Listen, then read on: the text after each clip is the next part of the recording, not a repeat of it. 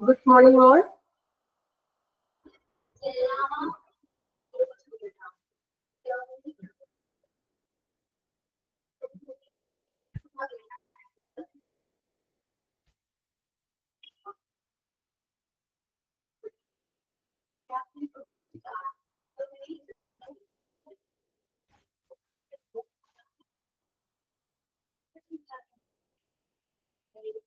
Okay, good morning. എല്ലാവരും ഡിസ്കഷൻസിലാണോ നോക്കുന്നോ? പരിചയപ്പെടാനാണോ? പുതിയ group create ചെയ്യാനോ അതിന്റെ ചർച്ചയിലാണോ? റെസ്പോൺസ് ഒന്നും ഇല്ലല്ലോ. ക്ലാസ് എല്ലാവരും ക്ലാസ്സിൽ തന്നെ ഉണ്ടോ?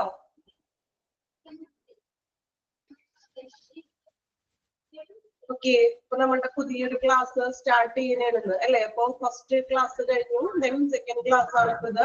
ഫസ്റ്റ് ക്ലാസ് ഇങ്ങനെ ഉണ്ടായിരുന്നു, ഇൻട്രൊഡക്ഷനും കാര്യങ്ങളൊക്കെ കേട്ടിട്ട്. ഫസ്റ്റ് ക്ലാസ് കഴിഞ്ഞില്ലേ? ഇങ്ങനെ ഉണ്ടായിരുന്നു, ഇങ്ങനെ തോന്നി ക്ലാസ്? ഓക്കെ, അപ്പൊ പറയുന്ന കാര്യങ്ങളൊന്നും ശ്രദ്ധിക്കാണ്ടോ നിങ്ങള്? അപ്പോ ക്ലാസ് അപ്പോ നിങ്ങൾക്ക് കുറച്ച് പോർഷൻസ് ഞാനായിരിക്കും എടുക്കുന്നത്. അപ്പോൾ ജസ്റ്റ് ഞാൻ എന്നെ തന്നെ ഒന്ന് പരിചയപ്പെടുത്താം. എന്റെ പേര് ട്രീസ. ഓക്കെ, ക്ലിയർ ആണോ? അപ്പൊ കുറച്ച് പോർഷൻസുകൾ ഞാനായിരിക്കും നമുക്ക് എടുക്കുന്നത്. അപ്പോ ജസ്റ്റ് ക്ലാസ് ഒന്ന് നമ്മളിന്ന് ഈ കാര്യത്തിൽ ടെക്സ്റ്റ് ബുക്ക് നിങ്ങൾ എല്ലാവരുടെയും കയ്യിലുണ്ടോ? ടെക്സ്റ്റ് ബുക്ക് എല്ലാവർക്കും കിട്ടിയായിരുന്നോ? ടെക്സ്റ്റ് ബുക്ക് വോയിസ് ക്ലിയർ അല്ല, അങ്ങനെയാണോ? ഞാൻ പറയുന്നത് ക്ലിയർ ആണോ നിങ്ങൾക്ക്? ബ്രേക്ക് ആവണോ വോയിസ്? ഇല്ല, ഓക്കെ ആണ്. ഓർഡർ ചെയ്തിട്ടില്ല. ബ്രേക്ക് ആവുന്നതാണോ ഉദ്ദേശിച്ചത്? ബുക്ക് ഓർഡർ ചെയ്തിട്ടുണ്ട്. കുറച്ച് പേരുടെ ടെക്സ്റ്റ് ബുക്ക് ഉണ്ടല്ലേ? ഓൾറെഡി ടെക്സ്റ്റ് കിട്ടിയിട്ടുണ്ട്, കുറച്ച് പേർക്ക് കിട്ടിയിട്ടുണ്ടല്ലോ ടെക്സ്റ്റ്. ദെൻ കുറച്ച് പേര് ബുക്ക് ചെയ്തിട്ടുണ്ട്, അങ്ങനെയല്ലേ? ഓക്കെ, അപ്പോ നമുക്കറിയാലോ ഓരോ ദിവസം മീൻസ് ക്ലാസ്സുകള് 1 മണിക്കൂർ വെച്ചിട്ടാണ് നമ്മുടെ ക്ലാസ്. ദെൻ നമുക്ക് ഓരോ ക്ലാസ് കഴിഞ്ഞിട്ടും നിങ്ങൾക്ക് അതിന്റെ ആ ഡെയിലി നമുക്ക് അന്നത്തെ ഒരു ക്ലാസ്സിന്റെ മോക്ക് ടെസ്റ്റ് ആണ് തരുന്നത്. 5 ക്വസ്റ്റ്യൻസ് ഇൻക്ലൂഡ് ചെയ്തിട്ടുള്ള മോക്ക് ടെസ്റ്റ് ഉണ്ട്. അപ്പോൾ നിങ്ങൾക്ക് തരുന്ന മോക്ക് ടെസ്റ്റ് നിങ്ങൾ കൃത്യമായിട്ട് അറ്റൻഡ് ചെയ്യാം കേട്ടോ. അപ്പൊ നമ്മൾ ആ ഡെയിലി പഠിക്കുന്നത് മാക്സിമം നിങ്ങൾ ഓരോ ദിവസം എടുക്കുന്നത് എന്താണോ ആ ഒരു ഭാഗം വായിക്കാം കേട്ടോ. ദെൻ മോക്ക് ടെസ്റ്റുകൾ കൃത്യമായിട്ട് അറ്റൻഡ് ചെയ്യാം. അതുപോലെ തന്നെ നമുക്ക് അറിയാലോ നമ്മൾ പഠിക്കാൻ പറ്റുന്ന ഇപ്പൊ വർക്ക് ചെയ്യുന്നവരുണ്ടാകാം, അല്ലെങ്കിൽ സ്റ്റുഡൻസ് ആയിട്ടുള്ളവർ മാത്രം ഉണ്ടാകാം അല്ലെ? അപ്പൊ അങ്ങനെ ഒത്തിരി പേരുണ്ട്. നമുക്ക് എല്ലാവരും ഒരേ ലെവലിലുള്ള സ്റ്റുഡൻസ് അല്ല അല്ലെ? ദെൻ നിങ്ങൾ പല പല ഏരിയയിലുള്ള ആളുകളാണ്. നിങ്ങൾക്ക് നിങ്ങളുടേതായിട്ടുള്ള ഗ്രൂപ്പുകളും കാര്യങ്ങളൊക്കെ ഉണ്ടാവും അല്ലെ? അപ്പൊ എന്ത് ചെയ്യാം? എല്ലാ ദിവസവും ക്ലാസ് മെയിൻ ആയിട്ട് അറ്റൻഡ് ചെയ്യാൻ ശ്രദ്ധിക്കുക. ദെൻ ഏതെങ്കിലും കാരണവശാലും നമുക്ക് ലൈവ് ക്ലാസ് അറ്റൻഡ് ചെയ്യാൻ പറ്റില്ല എന്നുണ്ടെങ്കിൽ നിങ്ങൾ അതിന്റെ റെക്കോർഡ് ക്ലാസ് നിങ്ങൾക്ക് കിട്ടും. അപ്പൊ എന്ത് ചെയ്യാം? റെക്കോർഡ് ക്ലാസ് കൃത്യമായിട്ട് കേൾക്കാം. ഓക്കെ, ഏതെങ്കിലും അവസരത്താല് നമുക്ക് പറ്റില്ല എന്നുണ്ടെങ്കിൽ നിങ്ങൾ എന്ത് ചെയ്യാം? റെക്കോർഡ് ക്ലാസ് കാണും കേട്ടോ. അപ്പൊ ജസ്റ്റ് ഞാൻ അധികം എടുക്കുന്നൊന്നുമില്ല. ടെക്സ്റ്റ് ബുക്ക് ഓൾറെഡി കുറച്ച് പേരുടെ കയ്യിലുണ്ടെന്ന് പറഞ്ഞു. അപ്പൊ ടെക്സ്റ്റ് ബുക്ക് കയ്യിലുള്ളവരാണെങ്കിൽ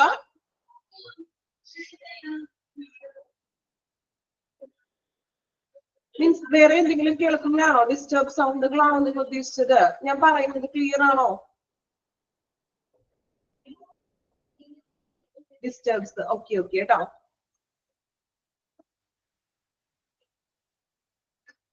ഓൾമിട്ടാണ്. ദെൻ കുറച്ച് വേറെ സൗണ്ട് ഇപ്പൊ ക്ലിയർ ആണോ? ഓക്കെ. ദെൻ അപ്പൊ നമുക്ക് ജസ്റ്റ് ഒന്ന് നമ്മളുടെ പാഠഭാഗത്തിലോട്ട് പോകാം. ടെക്സ്റ്റ് ബുക്കിന് കുറച്ച് പേർക്കും കൂടി കിട്ടാറുണ്ടെന്ന് പറഞ്ഞു. ഓക്കെ, ടെക്സ്റ്റ് ബുക്ക് കിട്ടിയിട്ട് കുറച്ചും കൂടി ക്ലാസ് ഒക്കെ നന്നായിട്ട് സ്റ്റാർട്ട് ചെയ്യാം. അപ്പൊ നമ്മൾ പഠിക്കുന്ന ഒരു കോഴ്സ് എന്ന് പറഞ്ഞിട്ടുണ്ടെങ്കിൽ എന്താണ്? ഹോസ്പിറ്റൽ അഡ്മിനിസ്ട്രേഷൻ ആണ് അല്ലെ? അപ്പൊ ഹോസ്പിറ്റലുമായിട്ട് റിലേറ്റ് ചെയ്തിട്ട് മറ്റേതെങ്കിലും വർക്ക് ചെയ്യുന്നവരുണ്ടോ നിങ്ങളുടെ കൂട്ടത്തില്? ഹോസ്പിറ്റലിൽ ഏതെങ്കിലും ഡിപ്പാർട്ട്മെന്റില് വർക്ക് ചെയ്യുന്നവരുണ്ടോ ആരെങ്കിലും? ഇല്ല ഇല്ല. ഓക്കെ, മറ്റേതെങ്കിലും ഫീൽഡിൽ വർക്ക് ചെയ്യുന്നവരാണോ? ലാബ് ടെക്നീഷ്യൻ ഉണ്ട്. ഓക്കെ, അപ്പൊ കുഴപ്പമില്ല. നമുക്ക് ഒരാളുണ്ട് അല്ലെ? ഹോസ്പിറ്റലിൽ റിലേറ്റഡ് ആണല്ലോ. മറ്റേതെങ്കിലും ഡിപ്പാർട്ട്മെന്റിൽ കുറച്ച് പേര് വർക്ക് ചെയ്യുന്നവരുണ്ടാകാം. സ്റ്റുഡൻസ് നേഴ്സ് ഉണ്ട്, okay, X-ray technician, accountant, okay. അപ്പോ നമുക്ക് മറ്റു ഡിപ്പാർട്ട്മെന്റും അല്ലെങ്കിൽ ഹോസ്പിറ്റലായിട്ടുള്ളവരൊക്കെ ഉണ്ട്.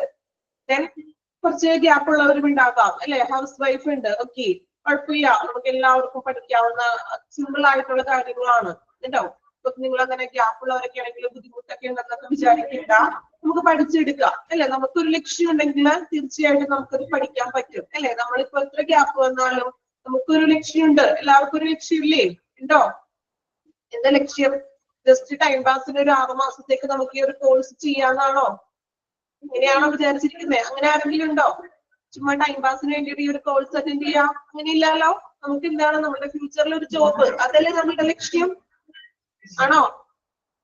ഫ്യൂച്ചറിൽ നമുക്കൊരു ജോബ് കിട്ടണം അല്ലെ, അതിനു വേണ്ടിയിട്ടാണ് നമ്മൾ പഠിക്കുന്നത്.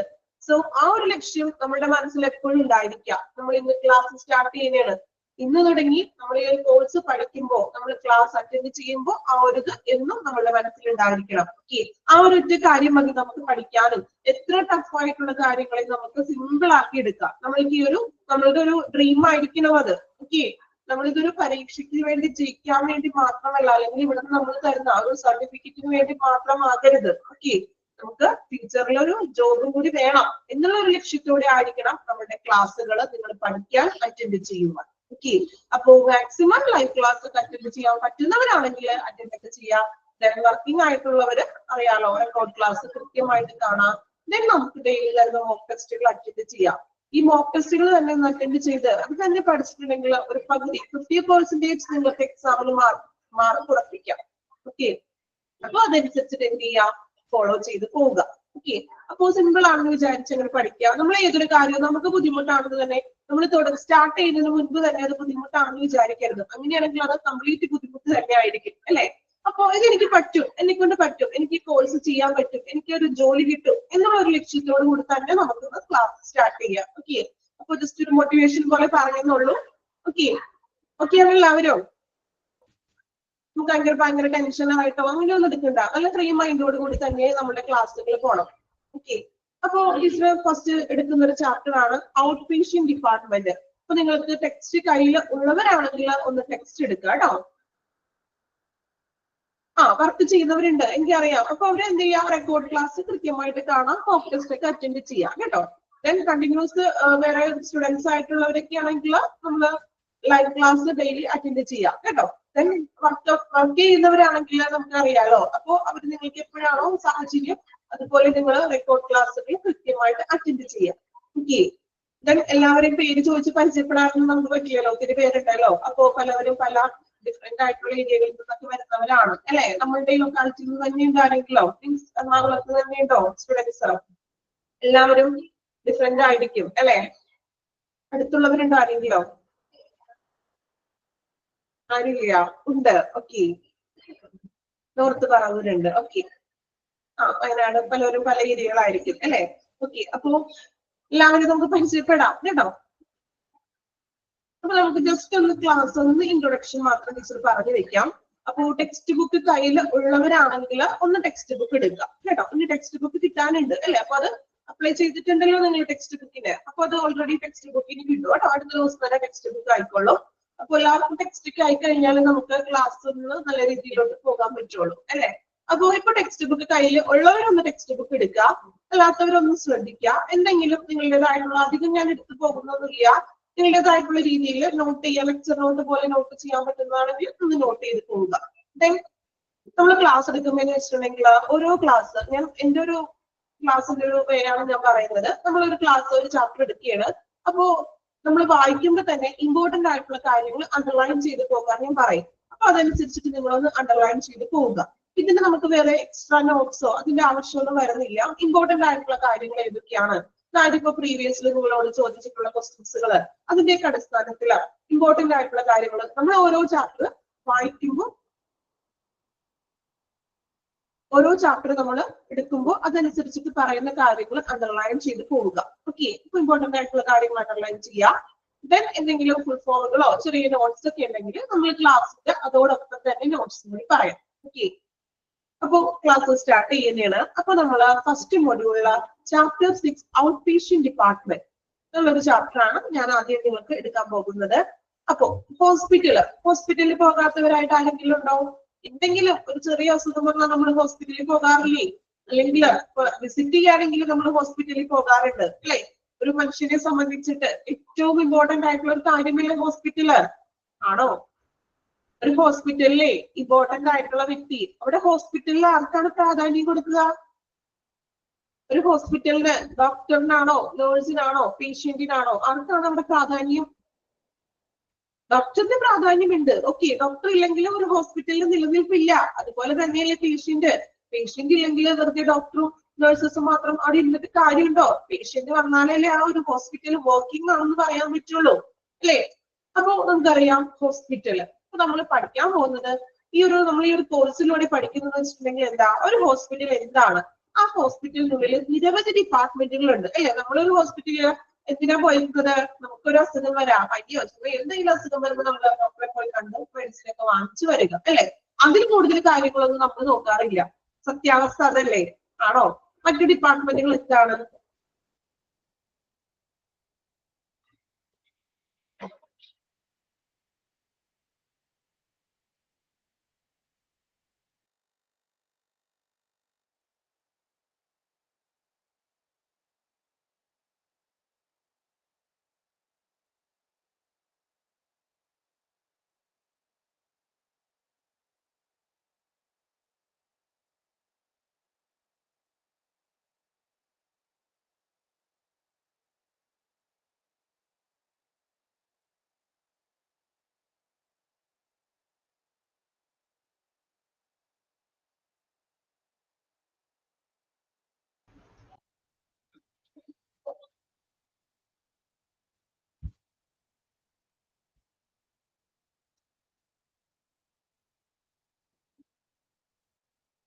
ഓക്കെ,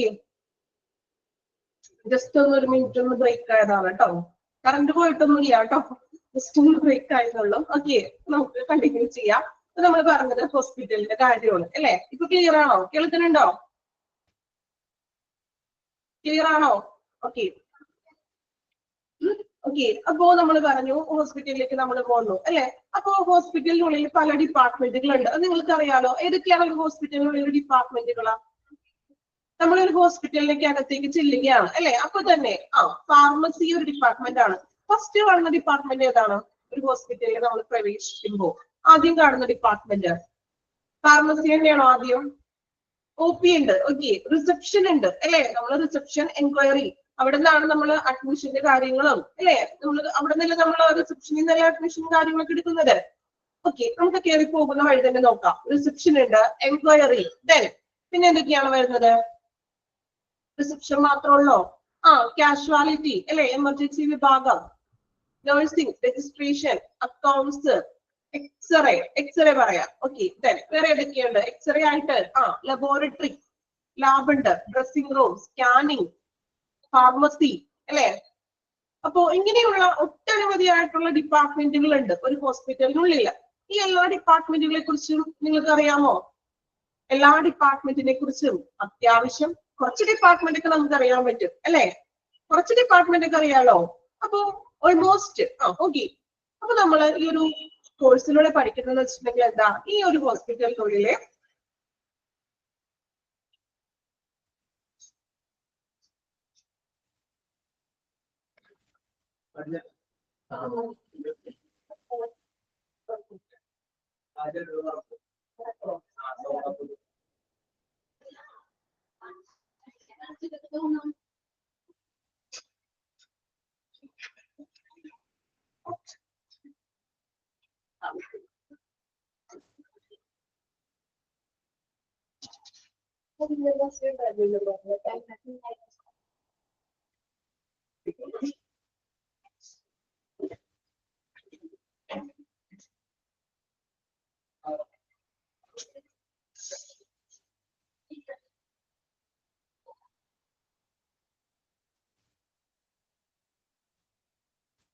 ഓക്കെ, നിങ്ങൾ സൗണ്ട് ബ്രേക്ക് ആവണേന്റെ ജസ്റ്റ് അതൊന്നും ഇപ്പൊ ഓക്കെ ആണോ? ക്ലിയർ ആണോ?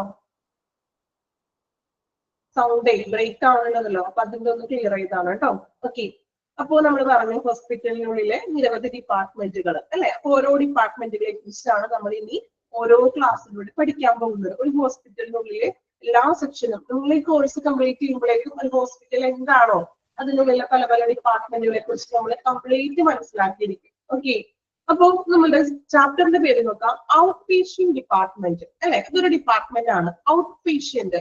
എന്താ ഔട്ട് പേഷ്യന്റ്? ഔട്ട് എന്ന് വെച്ചിട്ടുണ്ടെങ്കിൽ എന്താ അർത്ഥം? ഔട്ട്, ഇൻ ആൻഡ് ഔട്ട് എന്ന് പറയില്ലേ? ഇന്ന് വെച്ചാൽ എന്താ? അകത്ത് അല്ലെ. ഔട്ട് എന്ന് പറയുമ്പോ എന്താണ്? നമ്മൾ ഇംഗ്ലീഷിൽ എന്താ പറയാ? ഔട്ട്, പുറത്ത്. അപ്പോ ഔട്ട് പേഷ്യന്റ് ഡിപ്പാർട്ട്മെന്റ് എന്ന് പറയുമ്പോ എന്തായിരിക്കും ഉദ്ദേശിക്കുന്നത്? ഔട്ട് പേഷ്യന്റ് അതായത് പുറത്തുള്ള ഉദ്ദേശിക്കുന്നത് ഹോസ്പിറ്റലിന് പുറത്താണോ? പുറത്തു നിന്നും വരുന്ന രോഗികൾ. ഓക്കെ, അപ്പോ ഔട്ട് പേഷ്യന്റ് നമുക്ക് ഇവിടെ ഒരു ചാപ്റ്റർ ആണ് ഔട്ട് പേഷ്യന്റ് ഡിപ്പാർട്ട്മെന്റ് അല്ലെ. അതായത് ഔട്ട് പേഷ്യന്റ് എന്ന് പറഞ്ഞിട്ടുണ്ടെങ്കിൽ അഡ്മിറ്റഡ് ആവാത്ത പേഷ്യന്റ്. ഇപ്പൊ ഒരു ചെറിയൊരു അസുഖം വന്നു, ഇപ്പൊ ഒരു പനിയോ ചുമയോ എന്തെങ്കിലും ഒരു ചെറിയ അസുഖം നമുക്ക് വന്നു അല്ലെ. അപ്പൊ നമ്മൾ എന്ത് ചെയ്തു? ഹോസ്പിറ്റലിൽ പോയി മെഡിസിൻ ഒക്കെ നമ്മൾ ഡോക്ടറെ കണ്ടു, ചിലപ്പോൾ ഒരു ഇഞ്ചക്ഷൻ ഒക്കെ എടുത്തു, മെഡിസിൻ ഒക്കെ തന്നു, നമ്മൾ തിരികെ വീട്ടിലേക്ക് പോകുന്നു. ആ ഒരു സിറ്റുവേഷൻ അതാണ് ഔട്ട് പേഷ്യന്റ് എന്നതുകൊണ്ട് ഉദ്ദേശിക്കുന്നത്. ക്ലിയർ ആയോ? ന്യൂ പേഷ്യന്റ് എന്നല്ല ഉദ്ദേശിക്കുന്നത് അഡ്മിറ്റ് ആവാത്തത്. അതായത് ഒരു അസുഖം വന്നു, നമ്മൾ ഡോക്ടറെ കണ്ടു, ഡോക്ടർ നമ്മളെ ചികിത്സിച്ചു, ദെൻ ചിലപ്പോ ഇഞ്ചക്ഷനോ അല്ലെങ്കിൽ മെഡിസിൻസ് ഒക്കെ തന്നു, നമുക്ക് മെഡിസിൻ ഒക്കെ എഴുതി നമ്മൾ തിരികെ മെഡിസിൻ വാങ്ങിച്ചു വീട്ടിലേക്ക് പോകുന്നു. അത്തരത്തിലുള്ള ഒപിയിൽ വന്ന് കണ്ടുപോകുന്നവർ, അങ്ങനെയാണെങ്കിൽ ഒറ്റ വാക്കിൽ പറയാം. കുറച്ചും കൂടി സിമ്പിൾ ആയിട്ട് പറയുന്നത് മനസ്സിലാവാൻ വേണ്ടിയിട്ട്. അതായത് അഡ്മിറ്റഡ് ഒന്നും ആകുന്നില്ല, നമ്മള് ജസ്റ്റ് ഡോക്ടറെ വന്ന് കണ്ടു, ഡോക്ടർ നമുക്ക് ട്രീറ്റ്മെന്റ്സ് തന്നു, ദെൻ മെഡിസിൻസ് ഒക്കെ തന്നിട്ട് നമ്മൾ തിരികെ വീട്ടിലേക്ക് പോകുന്നു. ഓക്കെ, ആ ഒരു ഇതിനാണ് നമ്മൾ ഔട്ട് പേഷ്യന്റ് എന്ന് വിളിക്കുന്നത്. ക്ലിയർ ആയോ? എന്താണ് ഔട്ട് പേഷ്യന്റ്? ഓക്കെ ആണോ? ഔട്ട് പേഷ്യന്റ് എന്ന് വെച്ചിട്ടുണ്ടെങ്കിൽ ഓക്കെ. അങ്ങനെയെങ്കിൽ ഞാനൊരു ചോദ്യം ചോദിക്കട്ടെ, ഇൻ പേഷ്യന്റ് പറഞ്ഞാൽ എന്തായിരിക്കും? ഇൻപേഷ്യന്റ് നേരെ ഓപ്പോസിറ്റ് അല്ലേ? ഔട്ട് പേഷ്യന്റ് എന്ന് പറഞ്ഞാൽ എന്താണ്? അഡ്മിറ്റഡ് ആകാത്ത പേഷ്യൻസുകൾ. അപ്പോ ഇൻപേഷ്യന്റ് എന്ന് പറയുമ്പോൾ അഡ്മിറ്റ് ആയിട്ടുള്ള പേഷ്യൻസ്, ഹോസ്പിറ്റലില് ചികിത്സയ്ക്ക് വേണ്ടിയിട്ട് അഡ്മിറ്റഡ് ആകുന്ന പേഷ്യൻസ് ആണ് ഇൻപേഷ്യന്റ്. ഓക്കെ, അടുത്തൊരു ചാപ്റ്റർ ഇൻപേഷ്യന്റ് വരുന്നുണ്ട്, അതുകൊണ്ടാണ് മുൻകൂട്ടി പറഞ്ഞത്. ഓക്കെ, അപ്പൊ ഔട്ട് പേഷ്യന്റ് ആണ് നമുക്കിപ്പോ പഠിക്കാനുള്ള ചാപ്റ്റർ. ഔട്ട് പേഷ്യന്റ് ഹോസ്പിറ്റലിൽ വന്നു, ദെൻ ഡോക്ടറെ കണ്ടു, ട്രീറ്റ്മെന്റ് ഒക്കെ ചെയ്തു, മെഡിസിൻ വാങ്ങിച്ചു പോകുന്നു. ഫസ്റ്റ് വൺ ഇൻട്രൊഡക്ഷൻ നമുക്ക് വായിക്കാം. എന്താണ് ഔട്ട് പേഷ്യന്റ് എന്ന്? അപ്പൊ എന്താണ് ഔട്ട് പേഷ്യന്റ് എന്നുള്ള ഔട്ട്ലൈൻ കിട്ടിയല്ലോ? ക്ലിയർ ആണല്ലോ? ഇനി നമുക്ക് ഇൻട്രൊഡക്ഷൻ നോക്കാം. OPD മീൻസ്, OPD എന്ന് വെച്ചിട്ടുണ്ടെങ്കിൽ ഔട്ട് പേഷ്യന്റ് ഡിപ്പാർട്ട്മെന്റിനെയാണ് നമ്മൾ OPD ഡിനോട്ട് ചെയ്യുന്നത്. Okay, OPD out patient. Introduction ഭാഗം ഒന്ന് വായിച്ചു നോക്കാമോ? ജസ്റ്റ് ഒന്ന് വായിക്കാം കേട്ടോ.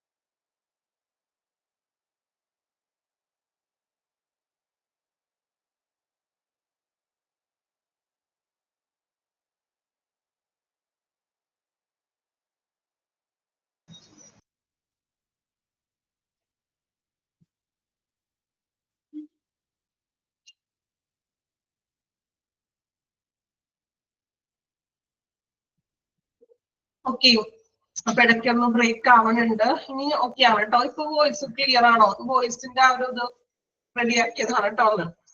ഓക്കെ, അപ്പൊ കുറച്ച് ബ്രേക്ക് ഒക്കെ ആയി, കുഴപ്പമില്ല. നമുക്ക് ക്ലാസ് വീണ്ടും സ്റ്റാർട്ട് ചെയ്യാം, കണ്ടിന്യൂ ചെയ്യാം കേട്ടോ. അപ്പൊ ഇൻട്രൊഡക്ഷൻ വായിക്കാം, നോക്കാം. ഇപ്പൊ ക്ലിയർ ആണോ? ഇപ്പൊ വോയിസ് ക്ലിയർ ആണോ? വേറെ ഡിസ്റ്റർബ് സൗണ്ട്സുകളോ അങ്ങനെ എന്തെങ്കിലും ഉണ്ടോ? ഓക്കെ, ദെൻ നമുക്ക് നോക്കാം, കണ്ടിന്യൂ ചെയ്യാം കേട്ടോ. ഇൻട്രൊഡക്ഷൻ ആണ് വായിക്കുന്നത്, ശ്രദ്ധിക്കാം. ടെക്സ്റ്റ് ബുക്ക് കയ്യിൽ ഉള്ളവരാണെങ്കിൽ ടെക്സ്റ്റ് ബുക്ക് എടുക്കുക, ഇല്ലാത്തവര് കുഴപ്പമില്ല, ക്ലാസ് ഒന്ന് ശ്രദ്ധിച്ചിരിക്കുക. Okay, introduction. OPD. OPD എന്ന് വെച്ചിട്ടുണ്ടെങ്കിൽ എന്താ? Out patient department. OPD means out patient department where patient come to the hospital to consult their health issues with the doctors to start the treatment. അല്ലെ? Underline ചെയ്യാം കേട്ടോ. Text book ഉള്ളവരൊന്ന് underline ചെയ്യാം. OPD എന്ന് വെച്ചിട്ടുണ്ടെങ്കിൽ എന്താ? Out patient department ആണ്. where the patient come to the hospital to consult their doctor their health issues with the doctor to start treatment. അല്ലെ? അപ്പൊ ഒരു ഔട്ട് പേഷ്യന്റ് ഡിപ്പാർട്ട്മെന്റ് എന്ന് പറഞ്ഞിട്ടുണ്ടെങ്കിൽ പേഷ്യൻസ് എന്ത് ചെയ്യുന്നു? ഹോസ്പിറ്റലിലേക്ക് വരുന്നു. കൺസൾട്ട് ദെയർ ഹെൽത്ത് ഇഷ്യൂ, അവരുടെ എന്തെങ്കിലും ഹെൽത്ത് ഇഷ്യൂ, ഇപ്പൊ എന്തെങ്കിലും ഒരു തലവേദനയോ പനിയോ അങ്ങനെ എന്തെങ്കിലും അസുഖമായിട്ടാണോ, ഒരു ഹെൽത്ത് ഇഷ്യൂ ആയിട്ട് പേഷ്യന്റ് എന്ത് ചെയ്യുന്നു? ഹോസ്പിറ്റലിലേക്ക് വരുന്നു. കൺസൾട്ട് ദെയർ വിത്ത് ഡോക്ടർ, നമ്മൾ ഡോക്ടറെ കാണാനായിട്ട് ഒരു പേഷ്യന്റ് ഹോസ്പിറ്റലിലേക്ക് വരുന്നു. Then doctors to start the treatment. Doctor ചികിത്സ ആരംഭിക്കുന്നു. ഓക്കെ, ഡോക്ടർ എന്ത് ചെയ്യുന്നു? ചികിത്സ ആരംഭിക്കുന്നു. അതിനെയാണ് നമ്മൾ എന്ത് വിളിക്കുക? OPD. അതായത് അവിടെ അഡ്മിറ്റഡ് ഒന്നും ആകുന്നില്ല പേഷ്യന്റ്. പേഷ്യന്റ് എന്ത് ചെയ്യുന്നു? ഏതെങ്കിലും ഒരു അസുഖമായിട്ട് ഒരു പേഷ്യന്റ് വരുന്നു, then ഡോക്ടറെ കാണുന്നു, ഡോക്ടർ ട്രീറ്റ്മെന്റ് സ്റ്റാർട്ട് ചെയ്യുന്നു. ആ ഒരു സിറ്റുവേഷൻ ആണ് ഔട്ട് പേഷ്യന്റ് എന്ന് പറയുന്നത്. then നോക്കാം. OPD services are medical care providers on outpatient basis. അല്ലെ? ഔട്ട്പേഷ്യന്റ് ബേസിസിലാണ് അവർക്ക് ചികിത്സ നമ്മൾ നൽകുന്നത്. ഔട്ട്പേഷ്യന്റ് ബേസിസ് എന്ന് വെച്ചിട്ടുണ്ടെങ്കിൽ അഡ്മിറ്റഡ് ആക്കാതെ മെഡിസിൻസുകൾ കൊടുക്കുന്നു, ചിലപ്പോൾ ഇഞ്ചക്ഷൻസ് കാര്യങ്ങളൊക്കെ കൊടുക്കാം. ഈ ഒരു സിറ്റുവേഷൻ, ആ ഒരു ബേസിസിലാണ് നമ്മൾ ഇങ്ങനെയുള്ള രോഗികളെ കൈകാര്യം ചെയ്യുന്നത്. അഡ്മിറ്റഡ് ആകുന്നില്ല, മറിച്ച് മെഡിസിൻസുകൾ കൊടുക്കുന്നു, ഇഞ്ചക്ഷൻസ് അല്ലെങ്കിൽ കൊടുക്കുന്നു. Okay, that includes diagnosis, observation, consultation, treatment, intervention and rehabilitation services. അപ്പോൾ ഒരു OPD അല്ലെങ്കിൽ ഒരു ഔട്ട് പേഷ്യന്റ് ഡിപ്പാർട്ട്മെന്റിൽ ഉൾക്കൊള്ളുന്ന കാര്യങ്ങളാണ്, ഒരു ഔട്ട് പേഷ്യന്റ് ഡിപ്പാർട്ട്മെന്റിൽ ഉൾക്കൊള്ളുന്ന കാര്യം. നിങ്ങൾക്ക് ഓൾറെഡി ടെക്സ്റ്റ് ബുക്ക് ഉണ്ടല്ലോ, ടെക്സ്റ്റ് ബുക്ക് ഉണ്ടോ? ഇല്ല, ടെക്സ്റ്റ് ഉള്ളവരാണെങ്കിൽ നിങ്ങൾ ടെക്സ്റ്റ് ബുക്ക് എടുക്കുക കേട്ടോ. ഓക്കെ, ഇല്ലാത്തവര് കുഴപ്പമില്ല, ക്ലാസ് ഒന്ന് ശ്രദ്ധിച്ചിരിക്കുക. ഓക്കെ, ടെക്സ്റ്റ് ഇല്ലാത്തവര് കുഴപ്പമില്ല, ഒന്ന് ക്ലാസ് ശ്രദ്ധിച്ചാൽ മതി. ദെൻ ടെക്സ്റ്റ് കിട്ടുമ്പോൾ നെക്സ്റ്റ് ഡേ അടയാളപ്പെടുത്താം, വായിക്കാം, അണ്ടർലൈൻ ഒക്കെ ചെയ്യാം. ഓക്കെ, കുറച്ച് ദിവസമല്ലേ ടെക്സ്റ്റ് കിട്ടുമ്പോൾ ഓക്കെ ആവും കേട്ടോ. അപ്പൊ ഇനി ഔട്ട് പേഷ്യന്റ് ഡിപ്പാർട്ട്മെന്റിൽ ഇൻക്ലൂഡഡ് ആയിട്ടുള്ള കാര്യങ്ങളാണ് പറയുന്നത്. First one, diagnosis. ടെക്സ്റ്റ് ഉള്ളവർ എടുക്കുക കേട്ടോ. ഡയഗ്നോസിസ്. എന്ത് ഡയഗ്നോസിസ് വെച്ചിട്ടുണ്ടെങ്കിൽ കേട്ടിട്ടുണ്ടോ നിങ്ങൾ? ഡയഗ്നോസിസ് എന്നുള്ളൊരു ടേം.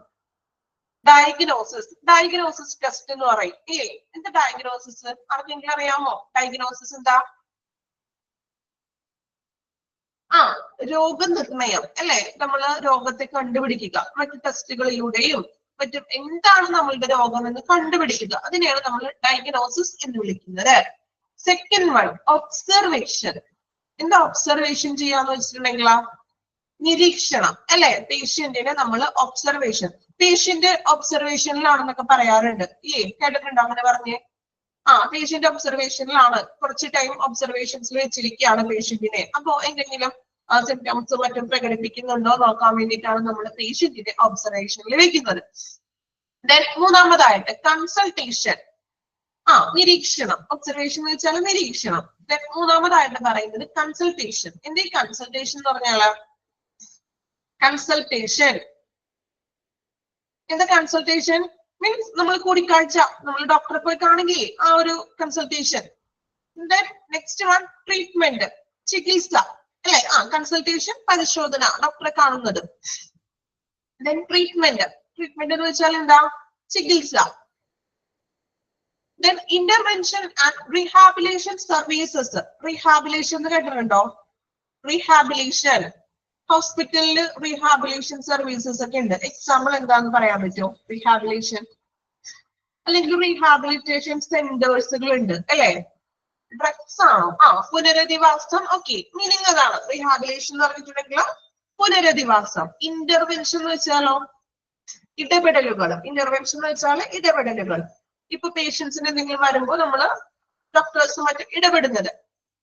റീഹാബിലേഷന്റെ മലയാളത്തിൽ നമുക്ക് പുനരധിവാസം എന്ന് വിളിക്കാം. റീഹാബിലേഷൻ സെന്ററുകൾ കേട്ടിട്ടില്ലേ? റീഹാബിലേഷൻ സെന്റർ എന്താ റീഹാബിലേഷൻ എന്ന് പറഞ്ഞിട്ടുണ്ടെങ്കിൽ ഒരു ഐഡിയ ഇല്ല, ആരും കേട്ടിട്ടില്ല. ആലോചിച്ച് നോക്കി നിങ്ങള്. റീഹാബിലേഷൻ ഫിസിയോതെറാപ്പി എന്ന് കേട്ടിട്ടുണ്ടോ? ഫിസിയോതെറാപ്പി ഒക്കെ ചെയ്യുന്നത് കേട്ടിട്ടുണ്ടല്ലോ. ഹോസ്പിറ്റലിൽ മാത്രമല്ല, അതിന് പുറമേ സെപ്പറേറ്റ് ആയിട്ട് റീഹാബിലേഷൻ സെന്റേഴ്സ് ഉണ്ടാകാം ഇല്ലേ? അതായത് ഈ ഫിസിയോതെറാപ്പി ഒക്കെ ചെയ്യുന്ന സെന്ററുകൾ, അതിനെയാണ് നമ്മൾ ഈ റീഹാബിലേഷൻ സർവീസ് എന്ന് പറഞ്ഞിട്ടുണ്ടെങ്കിൽ പുനരധിവാസം, അതിജീവനം. ഓക്കെ, ഇനി ഇപ്പൊ പറഞ്ഞ കാര്യങ്ങൾ എന്തൊക്കെയാണെന്ന് നമ്മൾ ഡീറ്റെയിൽ ആയിട്ട് പഠിക്കാൻ പോണേ ഒന്നുകൂടി കേട്ടോ. അപ്പൊ ഒരു OP ഔട്ട് പേഷ്യന്റ് ഡിപ്പാർട്ട്മെന്റിൽ ഇൻക്ലൂഡഡ് ആയിട്ടുള്ള കാര്യങ്ങളാണ് എന്തൊക്കെയാണ്? Diagnosis, observation, consultation, treatment, intervention and rehabilitation service. Okay, ഫിസിയോതെറാപ്പിക്ക് അതിൽ ഇൻക്ലൂഡഡ് ആണ്. OPD എന്താണെന്ന് ക്ലിയർ ആയോ? ഒരു പേഷ്യന്റ് ഹോസ്പിറ്റലിലേക്ക് വരുന്നു, എന്തെങ്കിലും ഹെൽത്ത് ഇഷ്യൂസുമായിട്ട് പേഷ്യന്റ് വരുന്നു, ദെൻ ഡോക്ടറെ കാണുന്നു, ഡോക്ടർ എന്ത് ചെയ്തു? ട്രീറ്റ്മെന്റ് സ്റ്റാർട്ട് ചെയ്യുന്നു. അവിടെ പേഷ്യന്റിനെ അഡ്മിറ്റ് ആക്കുന്നില്ല, ബാക്കി എല്ലാ സേവനങ്ങളും പേഷ്യൻസിന് കൊടുക്കുന്നു. ഇന്റർവെൻഷൻ മീൻസ് ഇടപെടലുകൾ. ഇടപെടൽ ടെക്സ്റ്റ് ബുക്ക് ഉള്ളവരെ നിങ്ങൾ വായിക്കുമ്പോൾ നിങ്ങൾക്ക് അറിയില്ലാത്ത മീൻസ് സെന്റൻസുകളൊക്കെ ഉണ്ടാവുമല്ലോ, വേർഡ്സുകൾ. അപ്പോ മെഡിക്കൽ ടേമുകൾ വരാം, അല്ലെങ്കിൽ നമുക്ക് കേൾക്കാത്ത ആദ്യമായിട്ട് നിങ്ങൾ കേൾക്കുന്ന ടേംസുകളൊക്കെ ഉണ്ടാകാം. അങ്ങനെയുള്ളത് മനസ്സിലാക്കാത്തത് നിങ്ങൾ അതിന് മീതെ മലയാളത്തിൽ തന്നെ എഴുതിയിടാം. മാക്സിമം അങ്ങനെ ചെയ്യാം കേട്ടോ. ഓരോ ചാപ്റ്റർ നമ്മൾ വായിക്കുമ്പോഴേ പുതിയ പുതിയ വേർഡ്സുകൾ, ഇപ്പൊ പുതിയ മെഡിക്കൽ ടേമുകളായിരിക്കാം, അപ്പൊ നിങ്ങൾക്ക് അത് പരിചിതമല്ലാത്ത ആദ്യമായിട്ട് കേൾക്കുന്ന വേർഡുകളായിരിക്കാം. അങ്ങനെയുള്ളത് മലയാളത്തിൽ തന്നെ അതിന്റെ മീനിങ് എഴുതി പോവുക. അപ്പൊ നിങ്ങൾക്ക് വായിക്കുമ്പോഴും അത് ബുദ്ധിമുട്ടുണ്ടാവില്ല കേട്ടോ.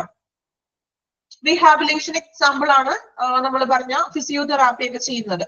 ഓക്കെ, നെക്സ്റ്റ് വരുന്നുള്ളൂ കേട്ടോ അതെടുക്കാൻ. പഠിക്കുന്നുണ്ട്, നമുക്കത് നോക്കാം. അപ്പോ ഇൻട്രൊഡക്ഷൻ ഭാഗം ഒന്നുകൂടി വായിക്കാം, ശ്രദ്ധിച്ചിരിക്കുക കേട്ടോ.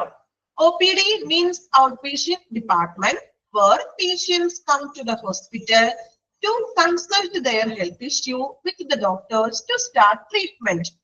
ടെക്സ്റ്റ് ബുക്ക് ഉള്ളവരാണെങ്കിൽ ആ ഫസ്റ്റ് സെന്റൻസ് അണ്ടർലൈൻ ചെയ്യാം.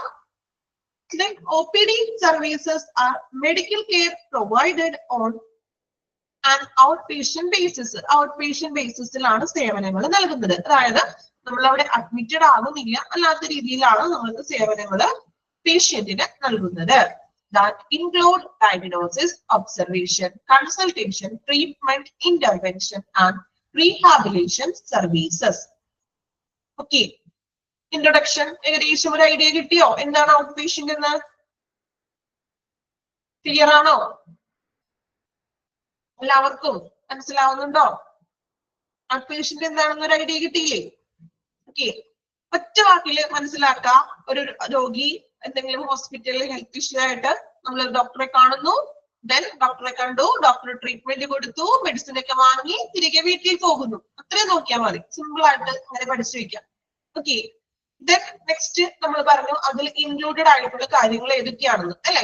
ഡയഗ്നോസിസ് ഉണ്ട്, observation, consultation, treatment, intervention and rehabilitation services. ഇത്രയും കാര്യങ്ങളാണ് ഒരു OPDയിൽ ഇൻക്ലൂഡഡ് ആയിട്ടുള്ളത്. ഇനി നമുക്ക് അവ ഓരോന്നും എന്താണെന്നൊന്ന് ജസ്റ്റ് നോക്കാം. ഫസ്റ്റ് വൺ ഡയഗ്നോസിസ് അല്ലെ? ഡയഗ്നോസിസ് നിങ്ങൾ പറഞ്ഞു. എന്ത് ഡയഗ്നോസിസ് എന്ന് വെച്ചാല് രോഗനിർണയം അല്ലെ? എന്താണ് അസുഖം എന്ന് കണ്ടുപിടിക്കേണ്ടേ ആദ്യം. രോഗം നിർണയിച്ചാലേ നമുക്ക് അതിന്റെ ട്രീറ്റ്മെന്റ്സുകൾ സ്റ്റാർട്ട് ചെയ്യാൻ പറ്റുള്ളൂ. അപ്പൊ ഡയഗ്നോസിസ് എന്താണ്? ഡയഗ്നോസിസ് എന്ന് നോക്കാം.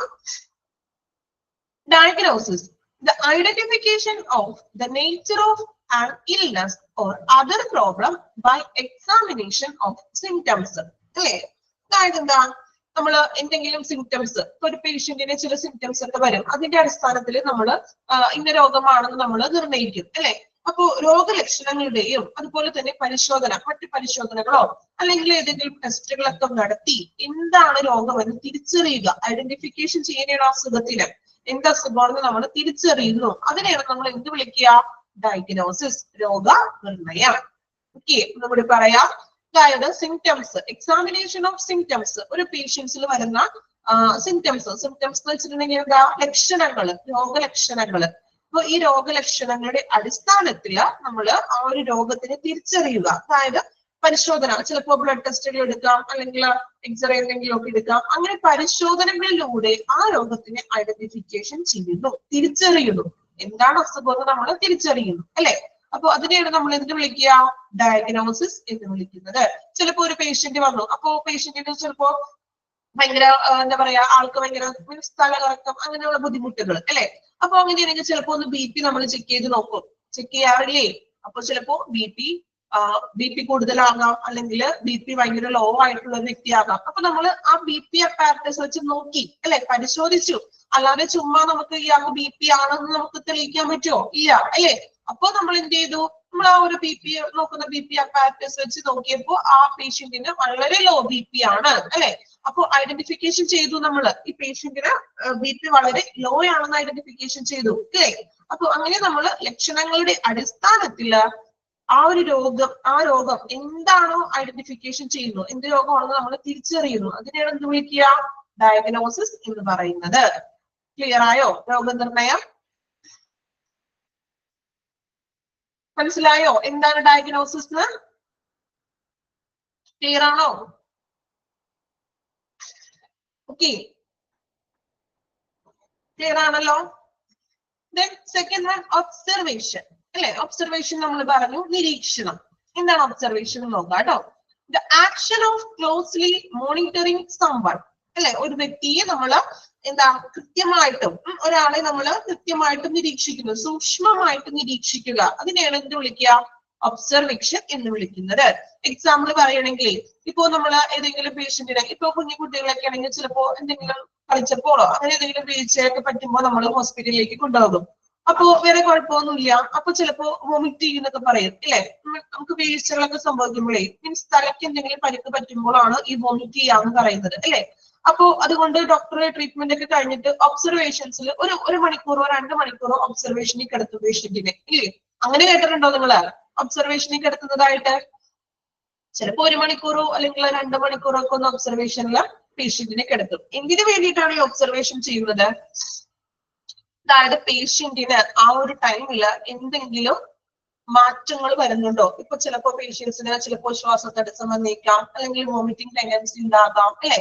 അപ്പൊ അങ്ങനെയുള്ള കേസസുകൾ വരുന്നുണ്ടോ എന്ന് നമ്മൾ നിരീക്ഷിക്കണം. ഇതിനു വേണ്ടിയിട്ടാണ് നമ്മൾ പേഷ്യന്റിനെ ഒബ്സർവ് ചെയ്യുന്നത്.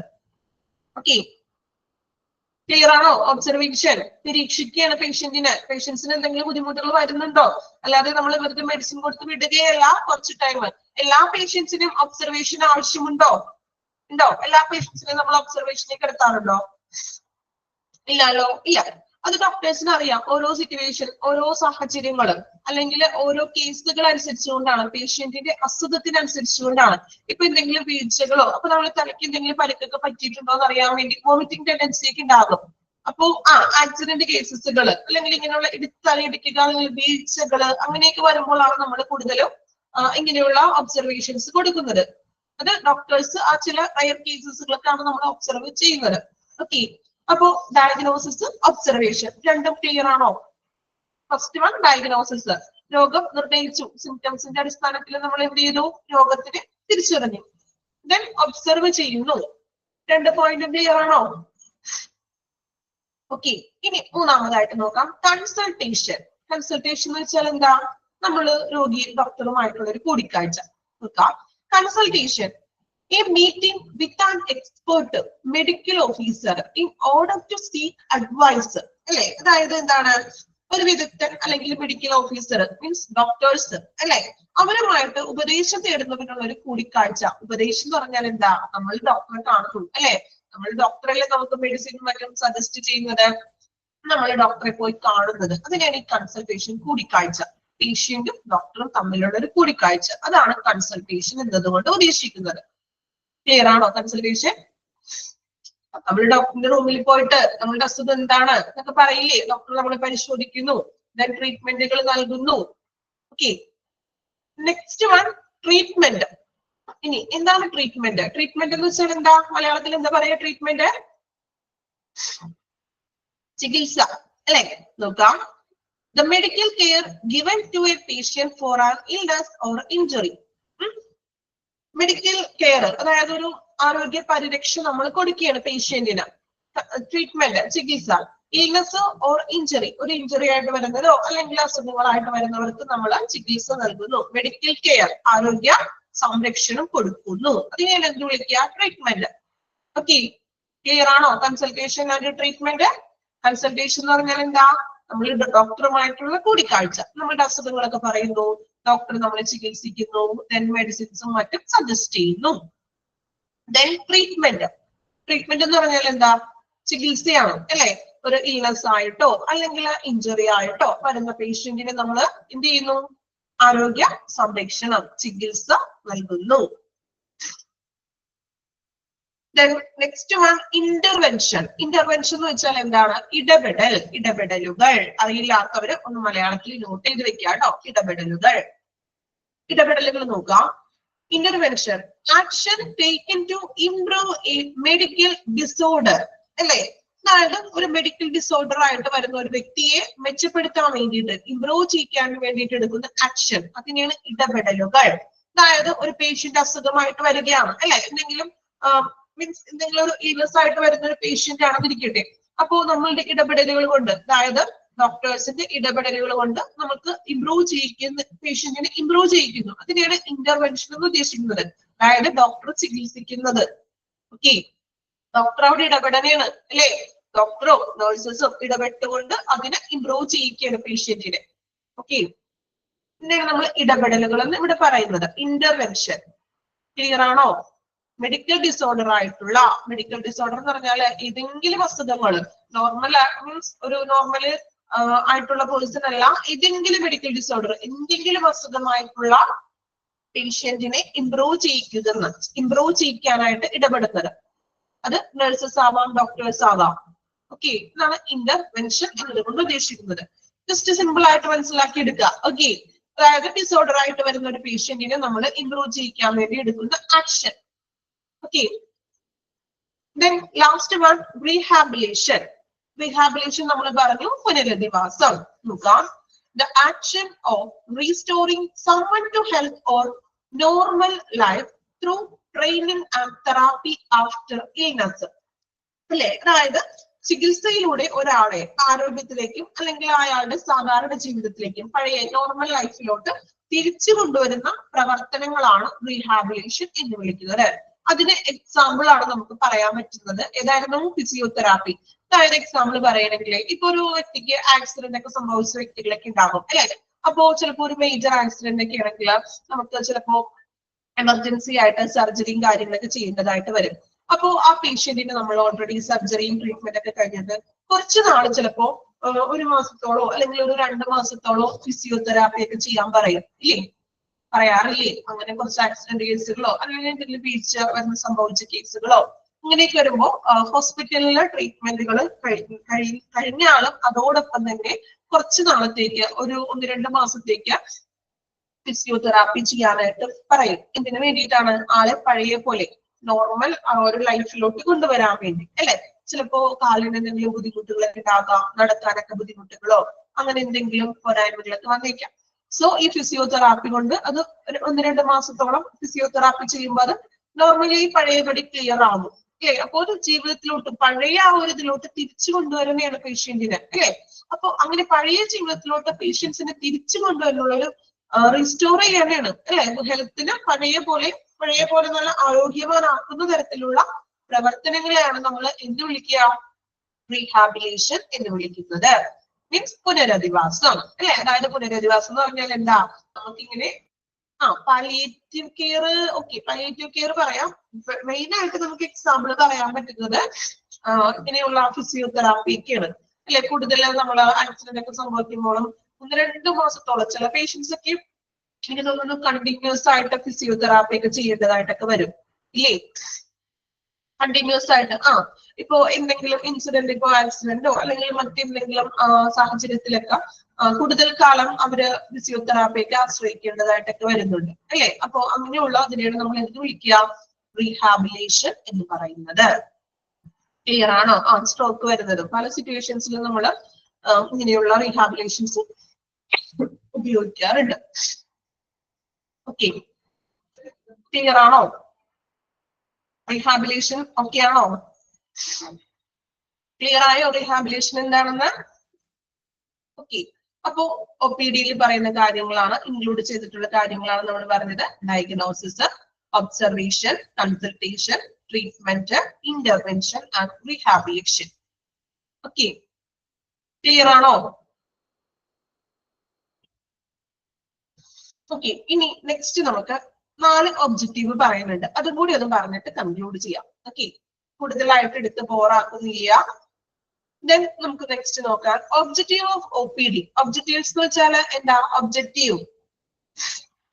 ഒബ്ജക്റ്റീവ് മീൻസ് എന്തൊക്കെയാണ് OPD-യുടെ ലക്ഷ്യങ്ങൾ അല്ലെ? ഒബ്ജക്റ്റീവ്സ്, ഒരു OPD-യുടെ ലക്ഷ്യങ്ങൾ 4 ലക്ഷ്യങ്ങളാണ് പറയുന്നത്. നോക്കാം.